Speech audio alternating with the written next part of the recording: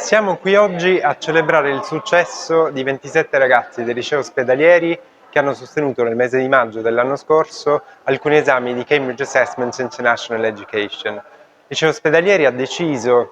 di intraprendere un percorso molto importante, di offrire un'opportunità importantissima ai propri studenti di affrontare un percorso linguistico e non solo, studiando materie come la matematica, il latino, English as a second language,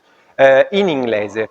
Questo dà l'opportunità ai ragazzi non solo di imparare e studiare una lingua nella loro lingua madre in italiano, ma anche in una lingua straniera come l'inglese,